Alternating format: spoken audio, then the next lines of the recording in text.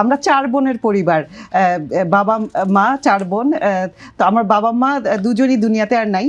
তো ছোটবেলা থেকে আমার বাবাকে আমরা জন্মের পর থেকে দেখেছি একজন মানে খুবই ব্যস্ত একজন রাজনীতিবিদ এবং আইনজীবী। ছোটবেলায় ওনাকে আসলে আমরা খুব একটা পেতাম না। সো আমার এক বোন একবার দুঃখ করে আমার মাকে বলছিল যে বড়লেখা হচ্ছে আমাদের কনস্টিটিউয়েন্সি, সো বলতো যে বড়লেখা কি ওনারা একটা বাচ্চা নাকি, কারণ সবসময় কোথায় বাবা বড়লেখাতে। সো তখন অবশ্যই আমাদের একটা যে অভিমান ছিল বাবার প্রতি, যে বাবাকে পাই না, স্কুল কলেজের প্রোগ্রাম, যে কোনো একটা বিশেষ ইভেন্টে দেখা যেত বাবার অনুপস্থিতি।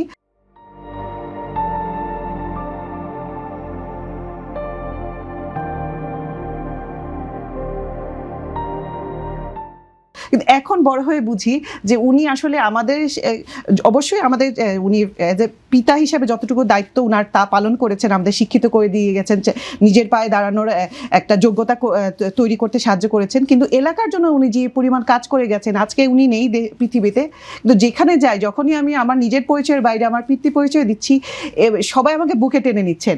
সেটা আমার এলাকাতেই এবং এলাকার বাইরেও সব জায়গাতে ওনার যে একটা পরিচয় একজন ভালো রাজনীতিবিদ হিসাবে, মানুষের ভালোবাসা, সেটা আসলে অপরিসীম।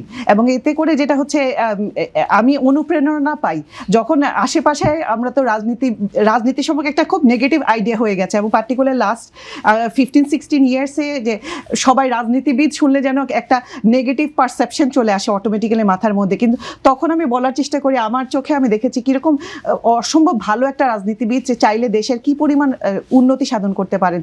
তো আমি বলবো অবশ্যই যে রাজনীতিবিদের একজন সফল রাজনীতিবিদের মেয়ে হিসেবে, যে উনি শুধু আমার বাবা হিসেবে নয়, একজন মানে মানুষ হিসেবে আমার জন্য রোল মডেল।